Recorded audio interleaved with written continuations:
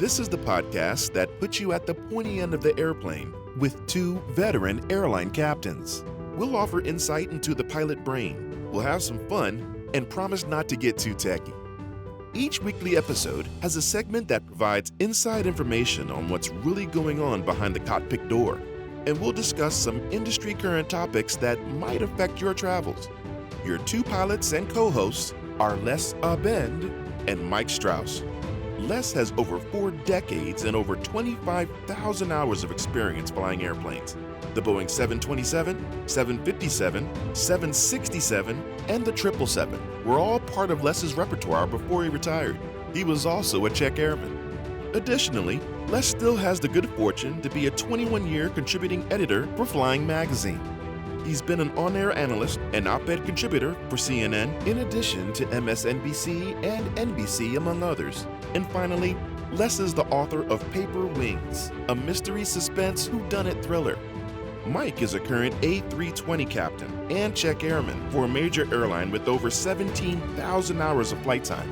In addition to his airline experience, Mike has a diverse general aviation background as an airplane salesman and a corporate pilot flying celebrities and VIPs.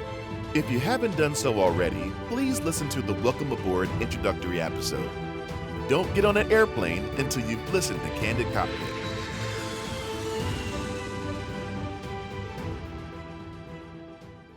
Hey everybody, welcome to this week's episode of Candid Cockpit. My name is Les Abend, and I'm here with Mike Strauss, and we will be talking about the unfortunate tragedy of this ATR-72 airplane in Nepal on January 15th, and how does this relate to operating in mountainous terrain, period, in the U.S., all over the world? Is this a dangerous operation?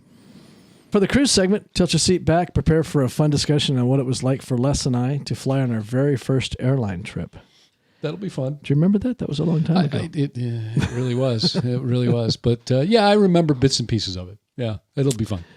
And then finally, for the landing segment, we'll talk about the pre-flight preparation process. What happens? What's the normal protocol from the minute you walk into the airport till the time you go to operations, till the time you get to the gate, and then to the airplane itself? There's a lot that goes on. Yeah, again, tip of the iceberg. It's, people don't see much, and everyone thinks we just walk into the airport, walk onto the jet, turn the keys, push the button, and go. Yeah, give me a cup of coffee, and then you're done. Right. But there's a lot more to it. So. There is, yeah. We get cappuccino. Yeah, cappuccino. Wow.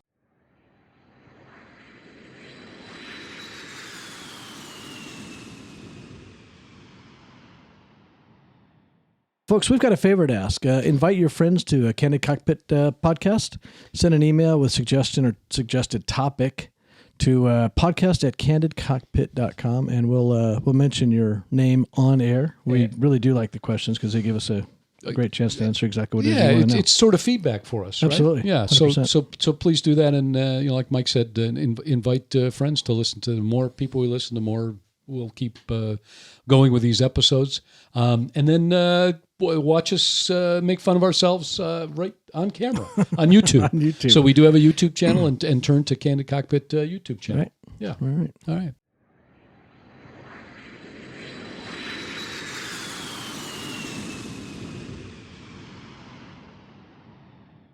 So welcome to our takeoff portion of our episode. We're going to discuss what happened to Yeti Airlines, that unfortunate tragedy with the ATR-72 commuter that was attempting to land in Nepal, and what went wrong, what possibly went wrong, and how does this relate to any operation in high terrain, the Rocky Mountains, the Sierras. Yeah, even the Appalachians. There's some tricky airports on the East Coast too, and in the Caribbean. Oh yeah, there's one that I think you might want to bring up down there. So, yeah. So, what are the details of the accident? This happened on January 15th, as we mentioned. The airplane is an ATR-72. It is I think they had it configured for 72 passengers. And it's a turboprop airplane, a very reliable airplane. It's been used in the States for our regional carriers for many years. Many years. I've flown jump seat on it many times. Felt very comfortable in it, and it's like I said, it's a turboprop airplane. For folks that aren't familiar with what a turboprop is, it's basically a jet engine that powers A propeller. shaft to the propeller. So very reliable, and as jet engines are. In any case, what happened was there is a video out that I think most of the world has seen, unfortunately, and it shows the airplane initially in what we call a high angle of attack. In other words, the nose was very high, Right. okay, relative to the horizon and the direction the airplane was going. That defines angle of attack. I'm simplifying a little bit, but what comes along with angle of attack is that it's very close to what we call an aerodynamic stall, right? Right.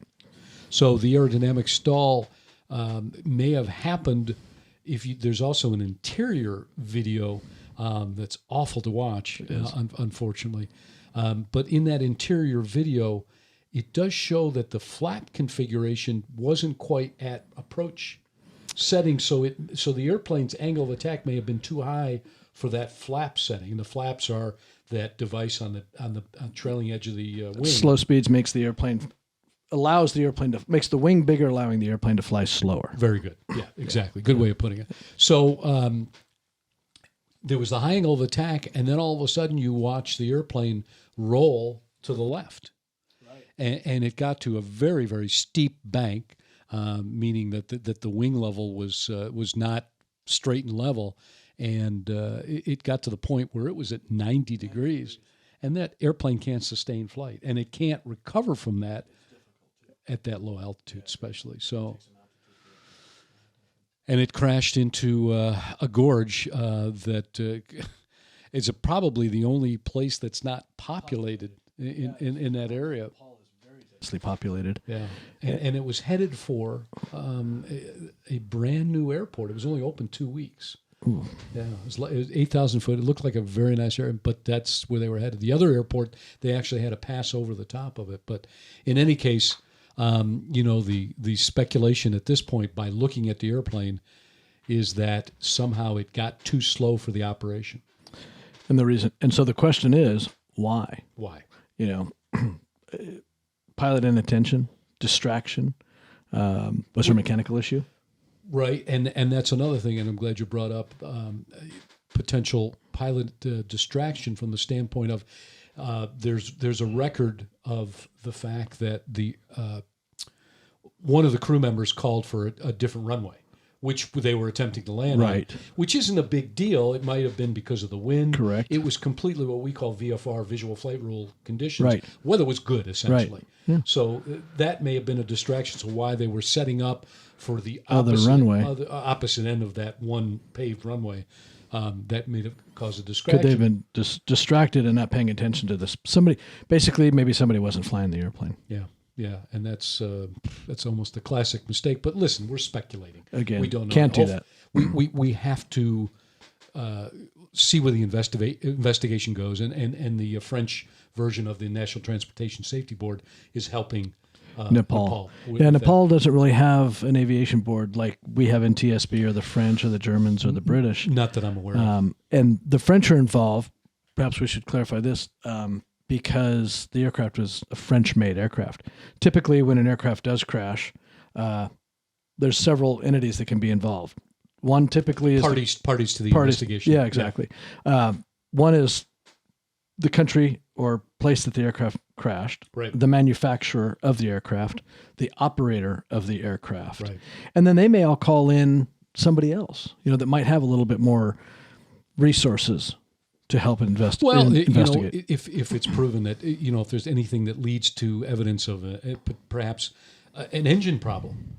For instance, that's it's a little far-fetched to me just from gut feel, but if we had an engine failure at low altitude and they added too much power on the good engine, it's called asymmetric thrust, and it may have forced that airplane to roll. I doubt that's the problem, but whatever it leads to, it could be the engine manufacturer involved as well, and the French investigation unit is there just as an investigation unit.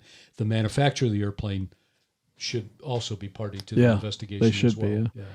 And I don't recall what engines are on this. Does that have Pratts on it, or does it have? I don't Garrett's? remember. No, I don't believe they're Garrett's. I believe it doesn't make any difference. But at the end of the day, the reason I go there is if it's, let's say it's Pratt's, that could bring the Canadian government into part of the investigation because the Pratts are made in Canada. The Pratt and Whitney, it's possible. Those Pratt and Whitney is also made in Connecticut as well. Yeah, that's true. I don't know if this. I don't know where engine, the parent. If the parent is Pratt and Whitney, the parent is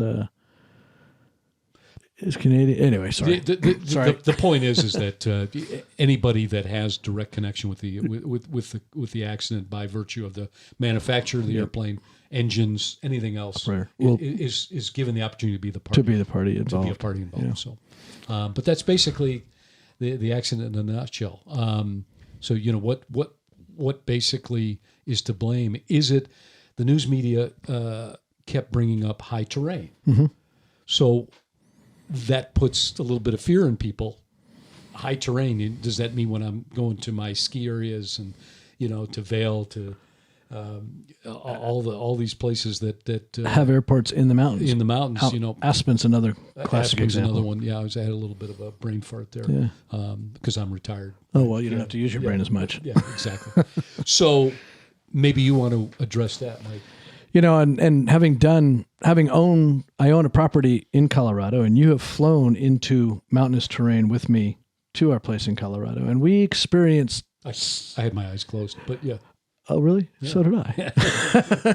But mountainous terrain creates a number of performance obstacles, so to speak. Right, and honestly, neither one of us mean to be cavalier about it. No, not at all. It's very serious. It is very serious. It takes a lot of planning. And a lot of private pilots that fly in and out of mountainous terrain are smart to go take mountain flying skills training events that they can. So, can you expand on the environment that you might experience in mountainous terrain versus a flatland? Yeah, no, and that's where I was heading. Is again the mountains. So you've got higher altitude, higher elevation, so to speak. You've got terrain in itself. So a lot of these airports could be in very small canyons that have certain ways to get in and out of those canyons. But then you add to that, mountains are typically, as wind hits mountains, it increases the speed.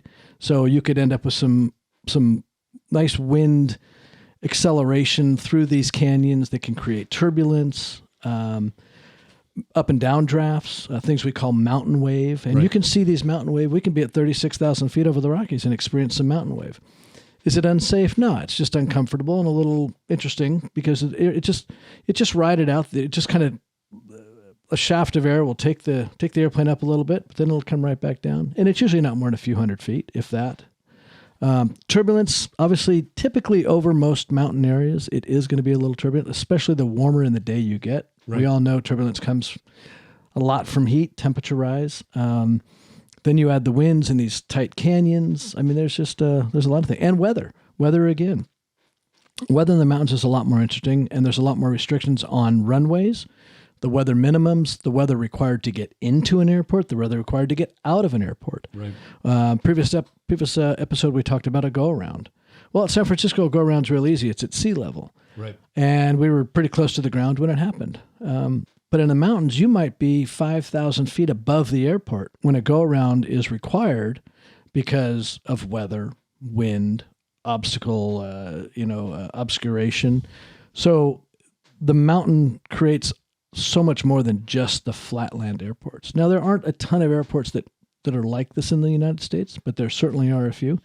And unfortunately, there have been some accidents, both general aviation and airline accidents at some of these places. It's been quite some time since any of those have taken place. We learn from it. We train more about these in the simulator now for our recurrent training. Your airline and my airline, we both do a lot of flying to South America, so we do a lot of and there's a lot of South America, great another one, a lot of high altitude, and I mean very high altitude airports that the commercial airlines fly into. Right. La Paz, Bolivia is one, over 12,000 feet high. I believe 14. Actually. Is it 14? Yeah. I know I've never been there, but I do know that what it requires. It was the only time that I got winded walking down the jet bridge. Yeah. But that's one of those airports. And this again is a little bit off topic, but at high altitudes in non-pressurized aircraft, or even in an airliner, if the cabin altitude is above a certain altitude, we have to required to wear a mask. Right. And if I'm not mistaken, La Paz, Bolivia, when you take off and land, Yep. you have to do it with a mask, with an oxygen mask on for supplemental oxygen, because the cabin altitude, at some point in your flight, the cabin altitude and the elevation of the airport need to come together. Correct. For the pressurization system. Right. Because if you took off at a sea level altitude and you're landing at where we're talking about La Paz, Bolivia at 14,000 feet, then at that point you've got to get the airplane to that 14,000 feet. Otherwise, you can't depressurize. Right. When No. you get there. So, but more than anything else, this high terrain causes issues. Also on, I think we're talking more about approaches, but on departures, Performance. higher altitude is less dense air, Thinner air. and Correct. and the performance degrades, right? Yep. I mean, the airplane can handle it, but you have to compensate by reducing the load. Reducing the load, your weights, how long is the runway? Am I too heavy for this runway? And a lot of those little airports might use regional or feeder carriers that operate smaller aircraft. One of the best airplanes for that type of flying is called a Twin Otter. It's a small twin engine turboprop aircraft. Like 19 passengers. Yeah, and they can fly in and out of these little airports, and they've got great high altitude performance because they're small, they're light, but they got lots of power. I have almost 3,000 hours in the Twin Otter, and it's the only airplane you can shoot out of the sky with a snow shovel. And I say that, for our non-pilot people, from the standpoint of the wing is capable of high performance because the airplane can slow down to practically nothing, no speed. Yeah. It's an amazing airplane, but that's very conducive to flying into those kind of airports. But one of the contingencies on takeoff, whether it's an airplane of that nature, the Twin Otter, or what people are familiar with on a regular airline like a 737 or an Airbus, what if your engine quits? So you've got to have contingency plans. Right, and that contingency plan is, as we talked about engine failure procedures at certain airports previously, is can the airplane clear all obstacles or obstructions at the most critical time upon that departure on one engine. And that creates, like you said, an entirely new set of problems or performance requirements in a mountainous terrain. But to reassure everybody, that's already planned for. It's already baked into the recipe of your departure. Correct. Or your arrival, for that matter. Yeah, and go-around. On go-around, like you say, Aspen's a classic example. Your go-around is 5,000 feet above the airport elevation because of the terrain. Right. And if the airplane didn't meet these standards, these performance standards for an engine failure at the most critical time, that airplane would not be allowed to go to that airport. Correct. So if the airplane's going to this airport and you're on it, rest assured it can get you away from that airport safely.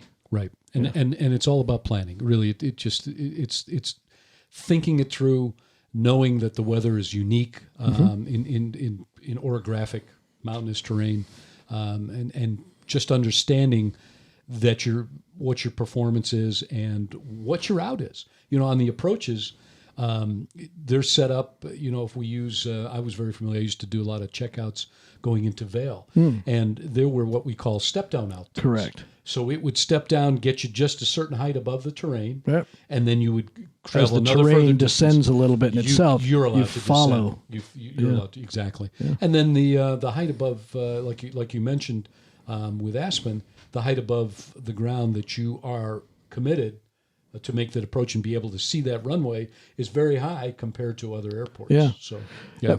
Most airports, most flatland airports, 200 feet above the ground is where you have to make that commitment to the runway or not. Yeah. A lot of these mountainous airports, it's several thousand feet. It can be. It can be. But as we relate to this particular accident, this unfortunate tragedy in Nepal, you and I don't feel, at least, and I don't want to put words in your mouth, but I don't feel that this was related to the terrain. This was some other mistake, I think. I'm going to say that. And again, I don't want to speculate, but it could be mechanical. I shouldn't say mistake. So if you think about the terrain, yes, everyone thinks of Nepal as, oh my gosh, the Himalayas. They're 26,000 feet. Mount Everest, of course. Right. Yeah. I got close, so close to climbing that. Yes, I you got did. the base camp. Yeah, that's another story for you. But it's and it's kind of funny because you talk about thinner air and performance on an aircraft. Yeah. Think about when you go to the mountains and you go skiing, or you're winded walking down the jet bridge. That's a great analogy. That's the same thing the airplane is feeling, what you're feeling. I think this particular airport only had a 2,700 foot elevation, which doesn't sound like much. But when you surround it by the Himalayas and the weather patterns, even though this wasn't, we don't think weather related in any way, shape, or form, but it still creates new challenges. It does. It does. So, anything else we want to add to this? No, it's tough. It's we learn to fly as a professional pilot. You learn to fly in all types of conditions, weather, terrain, small airports, big airports, crowded airspace, little airspace. It's just, but we're professionals, and that's what they train us to do. It's all a matter. Listen, life is a risk, right? And we make this transportation business of aviation very, very safe compared to hopping in your car and getting on I-95, for instance. That being said, there's risk, and we have to acknowledge it. But we are very good at mitigating those risks. And that's what our training is about, our simulator training. It's why we go to recurrent training every single year. Some airlines do once a year, some are 6 months, some are 9 months. It all depends on the program you're on with the FAA. But it's our job is about training, and always thinking ahead of the airplane. Yeah. What if? Exactly. And that's where we can earn our pennies, is to do just that. Previous episode, we talked about my go around at San Francisco. I started thinking about that diversion as I left Kennedy, 3,000 miles prior. Right. And it came to fruition. And because of that, we were ready for it. Yeah. You were prepared. He was, your co-pilot was thinking, what do I do during, you probably went in his head, what's the go-around procedure and so on and so forth. Exactly. So we do. We train for this for these types of situations. We do. Yeah. So, well, hopefully we'll get some answers. Yeah. Again, this is going to be, it's going to be some time before we get the answers, and learning will occur from these answers, and pilots will everybody involved will take these answers seriously and apply them to the next time they fly, or the next time they operate an aircraft, or the next time they are involved with an aircraft in any way, shape, or form. Absolutely. Very good. Very good. And we carry on.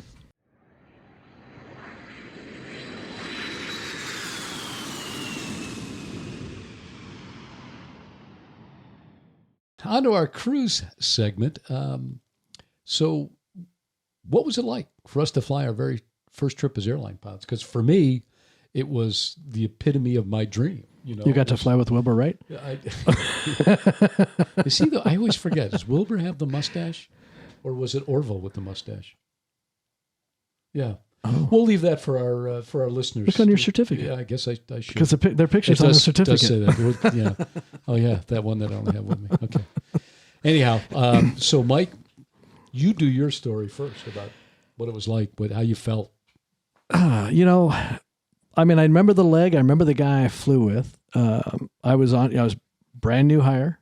I was getting ready to go fly my first trip. And it was scheduled for what's called operating experience, so my first time.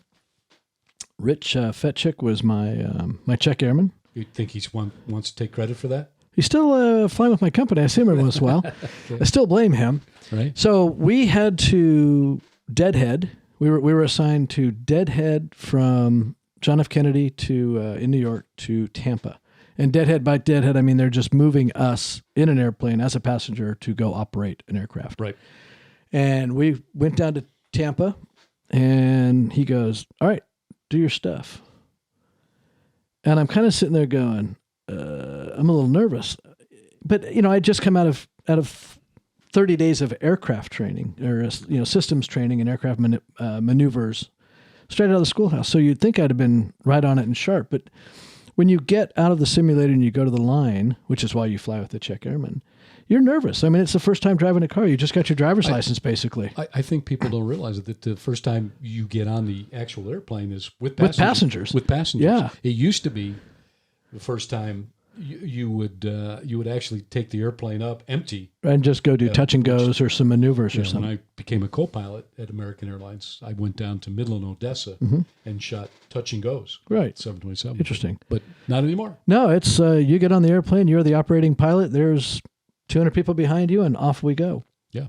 And again, this is where I give kudos to the instructors at the schoolhouse. They do a phenomenal job in getting you ready.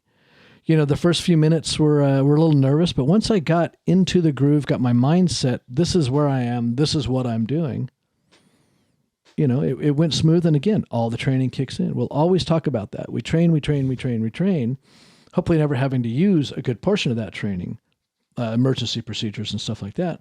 But it kicks in. It does. And off we went. Boring flight to Kennedy. Seriously, there's nothing to remember about it other than we went to Kennedy. And I had Chinese food and got sick that night. There's that part. Well, there's memory sick, you know. But how was your landing? First landing? We want to talk about it. Okay. We were able to reuse the airplane. Okay. Well, that's one you can walk away from. There you go. Yeah. How about yours? Well, you know, mine. How was your view? Yeah. Well, that's the thing. So on a 727, it's a 3-person crew, and the third person is the lowest ranking, and that's the flight engineer. So sounds like the most important. Well, it can be because I can shut off the fuel to everybody else, But anyhow, that's just wrong. But all the systems are on the flight engineers panel, right? And you know, it is relatively. There's some complication to it, and you've got to do things correctly in the right sequence. And but you know, to me, just starting in operations and then knowing that I was now, at that time, we actually really signed in with our actual signal rather than doing it electronically on the computer. Just knowing here I am reporting for my first day at my dream job. Yeah. And I remember I had other experience with other airlines prior to that, but it wasn't the same. This is what you'd been looking for since you were 6 years old. And I was doing it that day, and it was just, so we walked on the airplane. I was with a Czech flight engineer. Okay. And really relaxed, friendly guy. And you know, I was sort of deer caught in the headlights for just a little bit. Yeah, I think before I started anything. Right. You know. So Get that moment out of the way. I was just trying to, you know, just take it all in and go, wow, I'm really here. And the crew was very welcoming, and you know, they always, you think you get these horror stories of you harass the new guy. You're the new guy. New guy. But they were great with me, and I can't even tell you where we were going. I just remembered that I did a satisfactory job. I didn't have to do a landing. Right. You know. Yeah. Lucky you. Yeah. Lucky me. So. You know, and if you think the crew, there's going to be some. You know, we banter back and forth. You and I banter back and forth, and when you're in an aircraft, you know, with your flight crew, a lot of times there's some fun banter, but they're going to encourage you. They're going to encourage the new guy because they want to see you succeed. And a good point in that when you're the flight engineer, you're the closest to the flight attendant when the door opens. Right. So you're the one that hands the crew meal to the rest of the crew. So you might be able to snake a little piece of the chocolate that they might, So there's a little bit of harassment, but anyhow, yes, no, good point you made. Very good point. Yeah. So it is. But yeah, I mean, first flights are always experience. You know, I'm flying with, as a Czech airman now, I'm getting the new hires right out of class, and they're coming in confident, but still a little timid. But again, once I watch them get past those first little bits of the flight or bits of operating, or even before they even get to the runway, you can see the confidence building back in them. And they do. It's just, they're like, oh, okay, this is what I trained for. This is no different. Yeah. And it's important for them to get encouragement. I remember that as a Czech airman, you know, to be, not to be critical that very first leg. But be, you know, be kind about it if there was something that you saw that needs to be corrected, but you need to be encouraging. You do, yeah, no, and I mean, that, to me, that's the best motivation. Yeah. So agreed. Yeah, not much to our first trips. So long ago.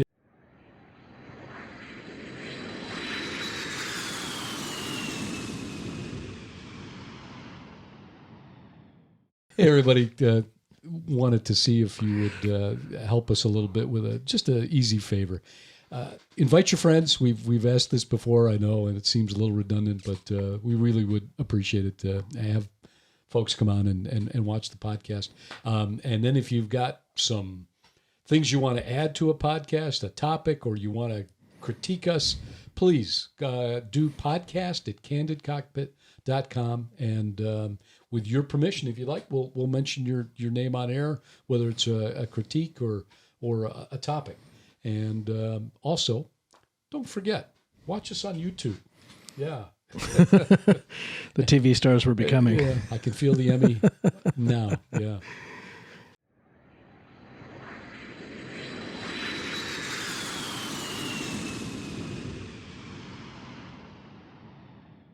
Well, folks, here we are at the landing segment, top of descent, heading for the airport. And a good question a lot of people ask, what exactly do the pilots do before they get to the airport? What kind of pre-flight tasks do they perform once they're at the airport before they get to the airplane? And, it's not like you just walk out in your driveway, get in a car, and turn the key, and off you go.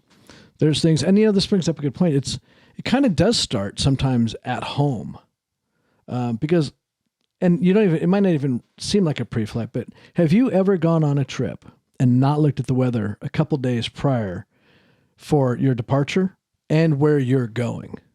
Yeah, most of the time I would say that, maybe the night before I'll look at, what I'm facing, especially if it was a potential snowstorm or, right. Something significant. Well, you want to pack right too. Yeah. So that's part of your pre-flight. Yeah.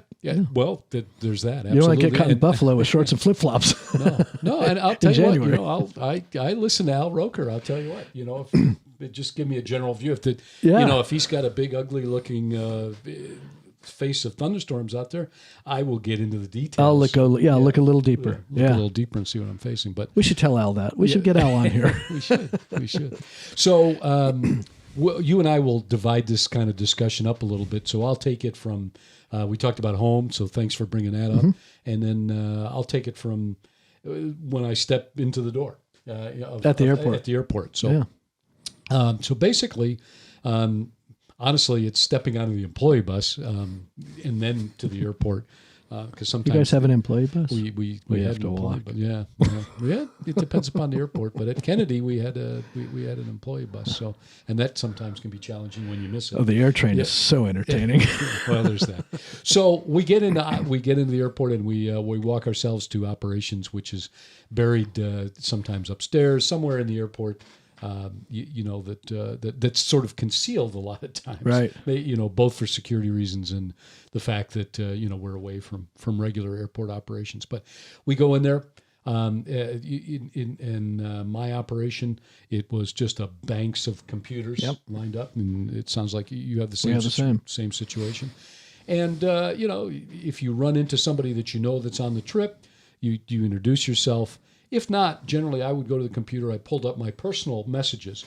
There's an area that we could pull up, various things that affect us directly, as employee number such and such, and then I would go right to the crew list, which we get in our flight plan as well. But I would see, who I was flying with. A lot of times I would do it the day before. Anyhow. Yeah, I do the same thing. Yeah.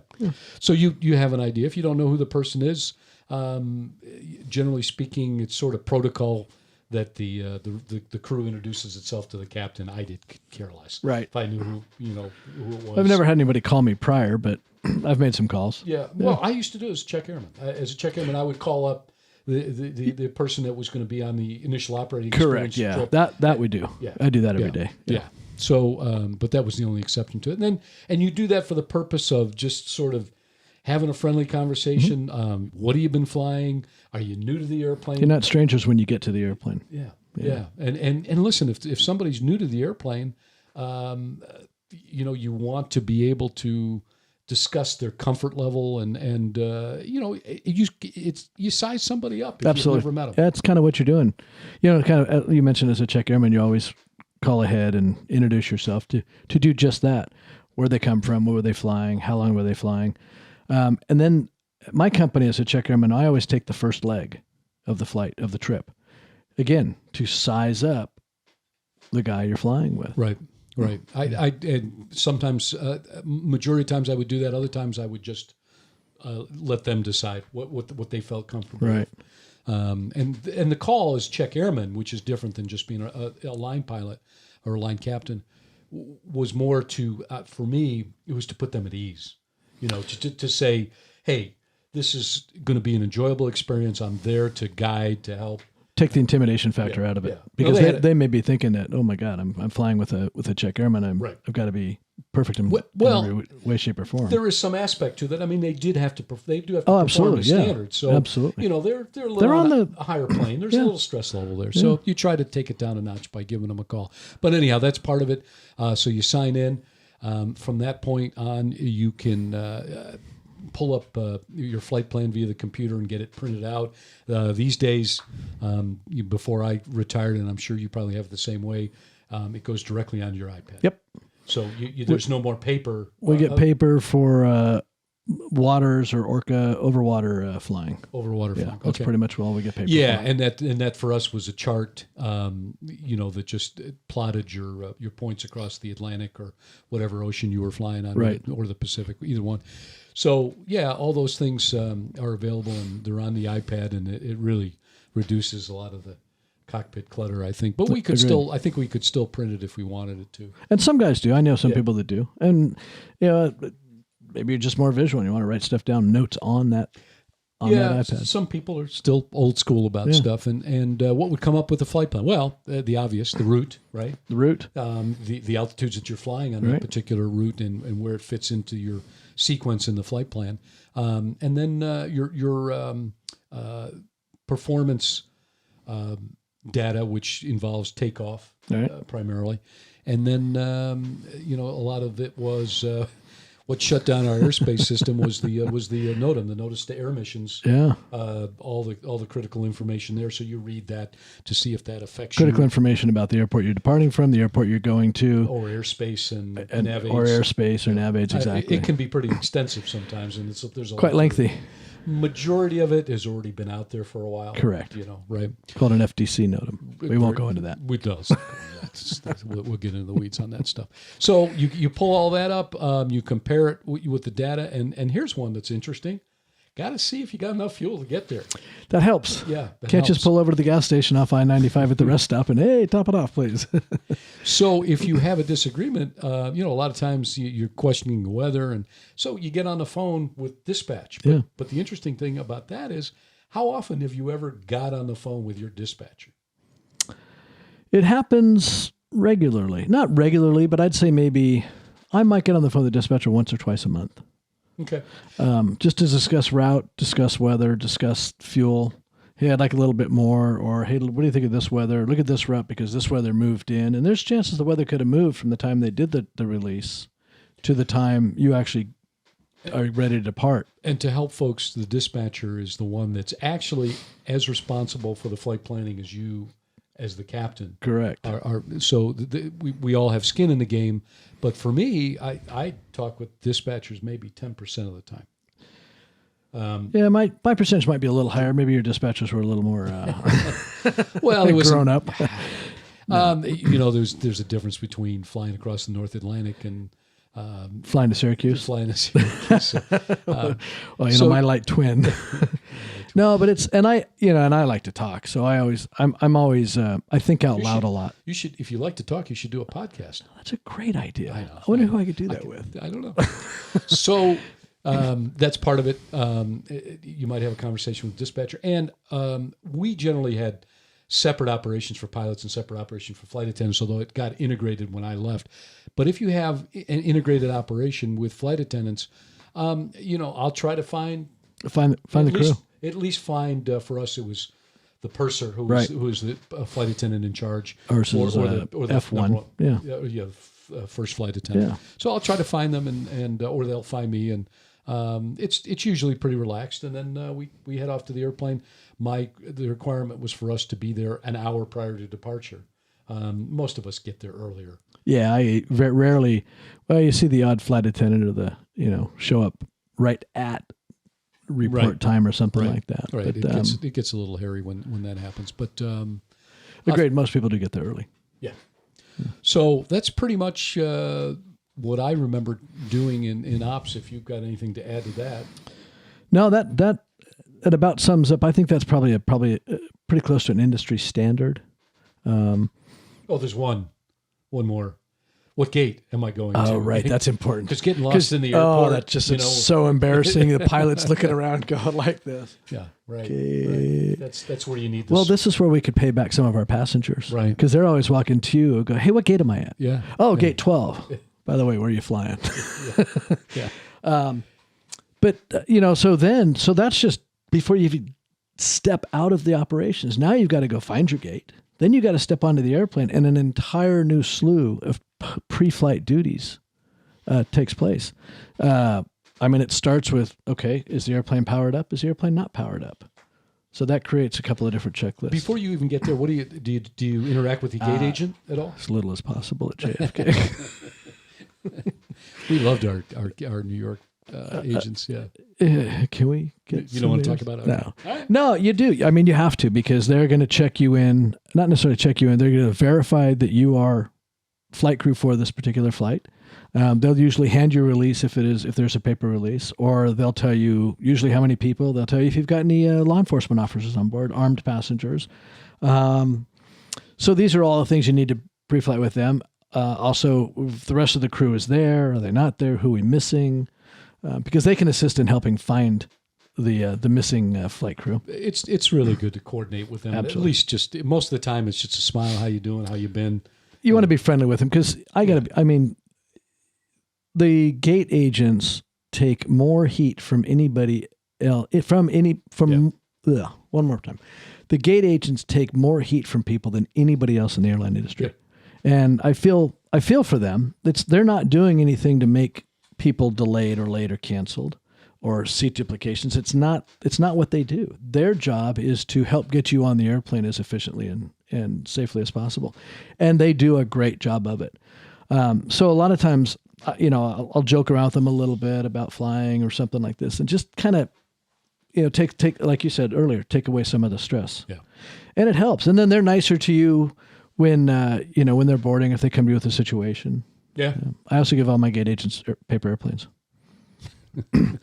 Well, very nice. Well, so this is another thing. We one more part of the pre-flight duty is, and especially since 2014 when new FARs came into play about crew rest and are you fit for duty, and you have to electronically sign that you are fit for duty. What does that mean? That I am physically, emotionally, and mentally prepared to operate an aircraft safely. And you're rested. And I'm rested. Yeah, exactly. That's the biggest part. Yes. So we have to give the flight attendants. We have to give the gate agents when they come down and close out the flight a copy of the piece of paper that we electronically signed and printed from the aircraft printer. I make a paper airplane out of it. It's always good to have a personalized touch to things. They'll remember me. I was thinking a pizza would be better, but okay. Well, I'm sure they thought the pizza would be better too. So you start. So now you're wandering down the jet bridge. Either you're doing it with your crew, because perhaps you met your entire crew at the top of the jet bridge. The aircraft isn't quite here yet, or they're still deplaning when you all get there. So that's one place to do. We always do a crew briefing. That's one place to do that crew briefing. If, let's say, and I prefer not to, because public eye kind of appearance, doing a briefing, there might be some sensitive material in that briefing. But if, let's say, you're running late, or the inbound aircraft is running late, and you've got your crew and you've got them as an audience, you might gather them in a corner, save some time to then allow more time to get people on the aircraft and have a better chance of making on time or closer to it. So what, and I had the same policy. Matter of fact, most of the time I would just get the flight attendants in the first class section, and I would, if it was a 777-300, the stretch version, there's 13 of them. Yeah. And I would brief them, just about the basics of the flight, the weather, what to anticipate, how long, my policies, and it was a briefing, so it wasn't extensive, but you added some bullet points, and they enjoyed the communication, and I would never, if I'm in earshot of passengers, there's some security issues that have to be discussed. you can bring up what you discussed now, but I mean, I gave you a basic idea what I do. Is there anything? No, pretty much the same thing. It's just bullet points, flight time, and you usually lose them right after that. They never hear anything after flight time. So I have a habit of saving flight time to the last. Well, that's a good idea. And a good technique. I should have learned that one. But I mean, they're focused on thinking what they have to do. Right. They're mentally prepping themselves for the passengers. Stowing carts, whatever they all have individual duties that they have to take care of, inspecting, the medical kits and all that stuff. So that, they're kind of focused on that. So sometimes I'll wait till they got those duties done. And then a lot of the times, if I've gotten to the airplane and they're in the middle of that, I'll say to the F1, hey, when you guys are ready for a brief. F1 is flight attendant. Flight attendant one, yeah. Right. When you're ready for a brief, let me know. Yeah, that's wrong.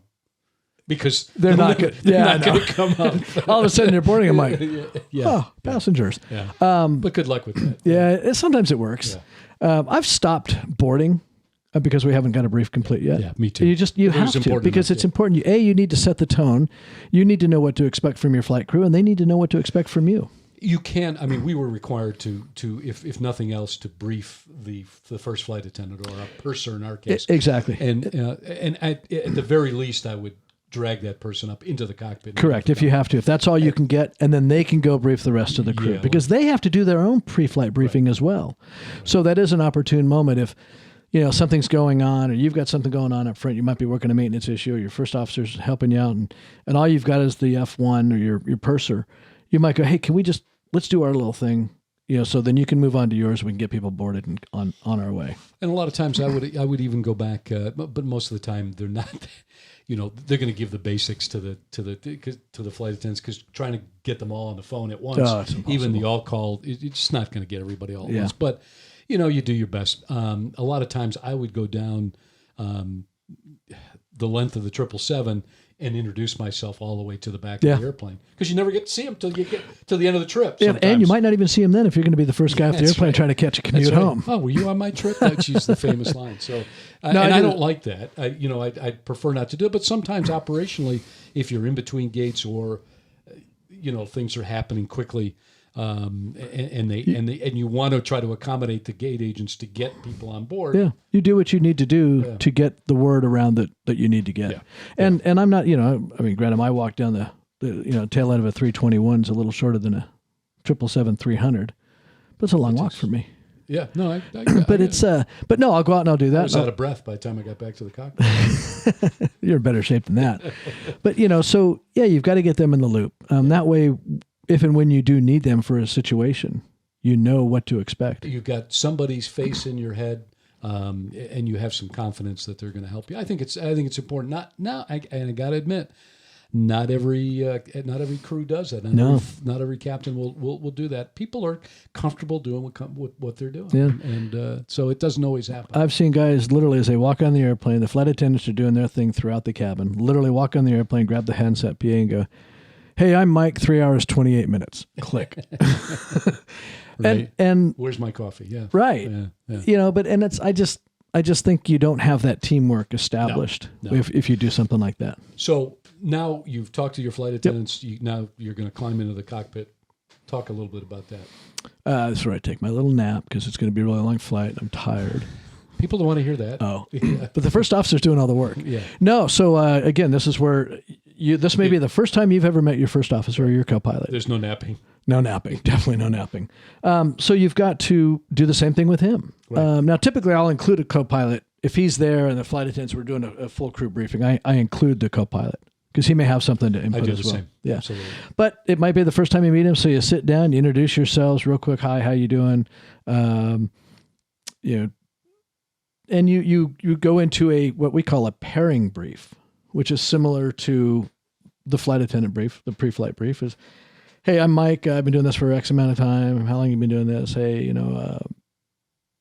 before I make any abnormal switch or lever adjustments, what it is, I'll tell you what it is and why I'm doing it. If you don't like it, say so. Right. I got thick skin. I might be wearing 4 bars, but I've got thick skin. If you see me doing something silly or you've got a question about it, don't not ask it. Help me out. Be my partner. Right. Again, setting the tone. And then we go about doing the duties that each one of us has individually. to get the aircraft ready. Which is basically following a pre-flight checklist. Correct. So how do you divide those duties? And somebody's going to have to go out in the pouring rain. Oh, well, you just said it right there. Yeah, he's gone. No, it's so typically with us, pilot flying or pilot not flying, which is pilot monitoring. Again, two of us up front, one guy's flying, the other guy's monitoring, managing, so to speak. Pilot not flying will go do the walk around. If that's me, I'll go do the walk around outside. I was the same way. Yeah. Even if it's in the snow. And I took a tumble in Portland, Maine one time, and all I could think was, who saw that? And I'm looking up at the windows of the of the terminal. But so that leaves him to do. We have what's called a receiving checklist. Anytime we walk into a new aircraft we haven't flown already that day, we have to do a receiving checklist. And it can be done by either the pilot flying or the pilot monitoring, or it can be done by the captain, done by the co-pilot. Depends on captain's discretion. But if I'm going to go do the walk around, I'm going to let him do the receiving checklist, which is an actual checklist, read and do. So it's you can't. I mean, it's if you read it, you've done it. Then let's say we're both sitting there. We've got our individual duties that are prescribed by the seat we're sitting in. I've got some things that I need to do, and it's called a flow, and there might not be a physical checklist to verify that it's done, but it's a flow. And these are one of the things we train on. So I'll do my flow. Now, which is basically seeing the position of switches and lights in the right place. Right. And typically, items on that flow will get caught in a checklist down the road. There are going to be things you're looking at again. Right. I've got my flow. He's got his flow. Then it gets to who's flying. I just learned this. United co-pilots supposedly always load the FMS, or that's their SOP. The flight management system computer. Yeah. With us, it's pilot flying loads the FMS, the flight management system, the computer that tells the airplane where to go. So that in itself is our individual duties. Now, let's say my co-pilot, it's his leg to fly. He's going to do that. My job is to verify. When I'm doing it, his job is to verify.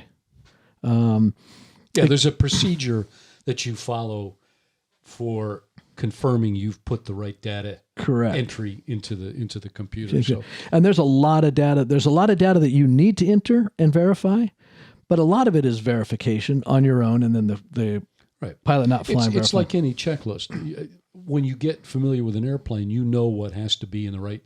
What position switches have to be in the right position? Right. What data has to be entered, and when you get to the checklist part, you've pretty much already done it. You're just checking. checking. You're just verifying that you did it. Yeah, and just you're verifying it. So yeah. So there you are. You're getting the aircraft ready. They're boarding. You may catch. Someone may say something to you about the flight, or a gate agent may come down and say something. But or you're dealing with a maintenance issue. Yeah, exactly. That's where I was going next. You're dealing with a maintenance issue. You might need maintenance on board. To deal with it. And then there's and when you have a maintenance issue, that adds to your pre-flight duty, because now you've got a logbook entry you've got to make. Right. And then you have to verify that the mechanic either signed off the discrepancy as resolved, or has put out what's called a minimum equipment list. And there are certain things in an airplane that you can fly without those items functioning exactly the way they're supposed to. Usually because there's a redundant system, a backup system of some sort, or it could just be a simple light bulb. Right. Right. Or it could be a seat tray. And then it's your discretion as a captain whether you want to take that airplane. A lot of times that's never really an issue, but if you have multiple items that are not operative, right, on the minimum equipment list, multiple items, and it adds up into one big situation where this is broken, that's broken, and that's rare. It is very rare. It's rare, but you get to a point where you go, you know what? I'm not comfortable. Let's fix it or get a new one. Let's fix something. Or another thing I do, part of the pre-flight. And these are small. items. Right engine doesn't work. Trust me, we're going to fix that before we go fly. Yeah. These are small items. But and sometimes you'll find part of the pre-flight duty is to review the logbook back to its airworthiness sign-off, and you might see the same item every couple of days or every flight. Why does this thing keep breaking? At some point, someone's got to go, no reason for me to have to fill out paperwork when I don't. Let's just fix it or get a new airplane, kind of thing. Let's impress upon people, too, that it gets down to the last, 15 minutes prior to that door closing, there can be a lot going on. If you got maintenance issues, if you got a flight attendant with an issue with a passenger, whatever it is, I mean, and then the normal stuff of checklist duties, right? And if you got to the gate late, if you're going through now it's compressed even more. Somebody's running around. One of you is running around the airplane, not back in the cockpit, and you need them back in there to run checklists, and so it can get to be a pretty busy situation, and sometimes you just have to hit the slow button. Hit the brakes, hit the slow button. Right.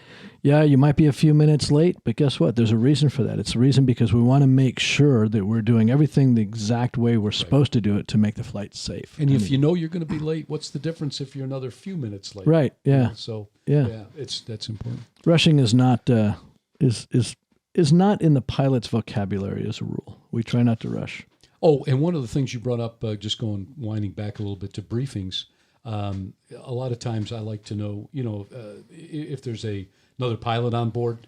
I like when they come up and say, hi. Introduce themselves. Especially if they're with another airline, so it's nice to know if we ever need extra help. And then my briefing with the flight attendants was oftentimes done with air marshals. So I would have them up, and because there's a security aspect to the briefing, I want them included to understand what I'm going to be thinking. Right. So I don't get a bullet in the wrong place. Right, yeah, no, and it's true. And here's one of the things that's changed apparently with the federal air marshals recently was they no longer need to introduce themselves to the crew. New change. Okay. Gate agents know they're there. Right. But they do not have to introduce themselves to the crew. Huh. But you have to know they're on board. Not necessarily. Sometimes the gate agents will forget to tell you. But I should know that they're on board. Right. And especially if there's other law enforcement officers that are traveling for business or what have you, and they're carrying a weapon on board. Yeah, it's good to know. You go back to having another pilot on board. I had that happen where I needed the guy in the back. We call them also an ABP, able-bodied person. If you've got some sort of situation going on in the back of the aircraft, the flight attendants they're always sizing up their passengers. That, hey, if I got a situation, who am I going to go to ask for help? Right. And we had a situation, and when the flight attendant called me telling me about the situation, I said, hey, Andy Lewis is sitting in the exit row. Why don't you go tap him on the shoulder and let him know what's going on? Maybe he can help you out a little bit. And You brought him up to the cockpit? No, I needed him in the back is where I needed him. Okay. Yeah. Okay. Yeah, I needed him in the back. There's a famous situation in Sioux City, Iowa. Al Haynes. There was a Czech airman on board. In the back. And he got up and ended up in the jump seat. In the jump seat. Operating the thrust levers. Yeah. Talk about being instantly becoming a part of the crew. And I think he saved a lot of lives. He did. I think he saved a lot of lives. So, a very good point. Yeah. Okay. Use all available resources, and it may be someone sitting behind you. Pre-flight. So, there's like I said, like you mentioned, there's, just to summarize, there is a flow of things you do. There is a checklist of things to verify that flow. There are checklists to verify that everything is in its right place. And before you close that cabin door, you got to make sure that all those boxes are checked. Yeah.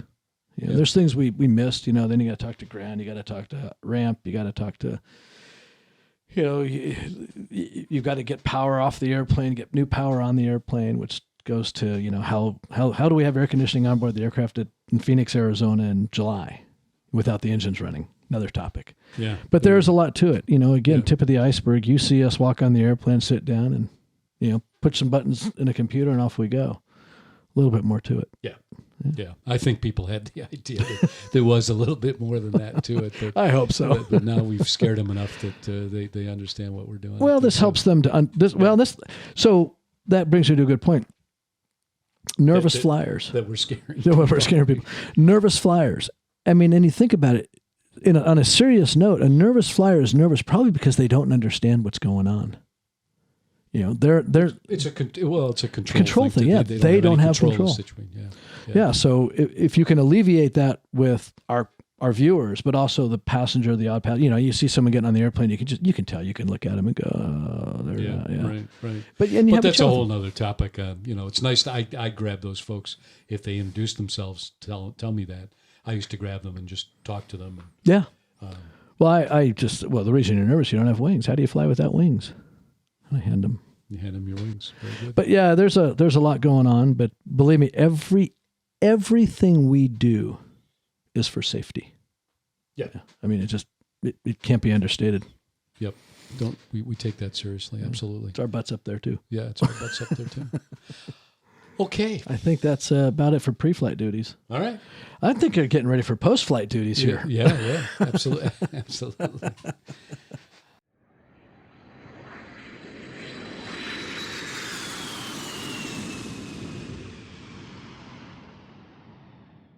Well, Captain Mike, I think we've wrapped up another episode. We're parking the brake, and JetBridge is coming up to the airplane.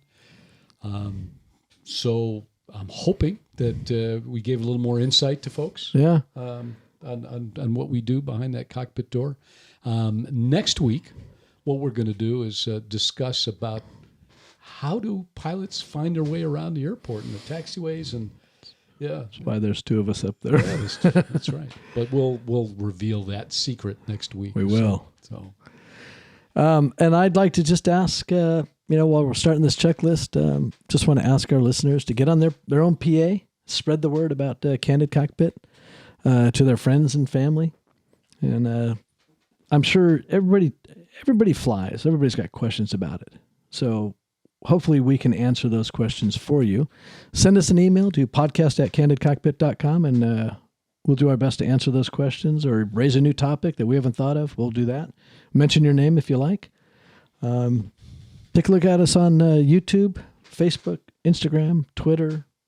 We try to get as much information out there as we possibly can because there's a lot going on. There certainly is. Absolutely. Yeah. Anyhow, thanks for joining us and don't get on an airplane unless you've listened to Candid Cockpit. Thanks again. Till next time. See ya. Take care.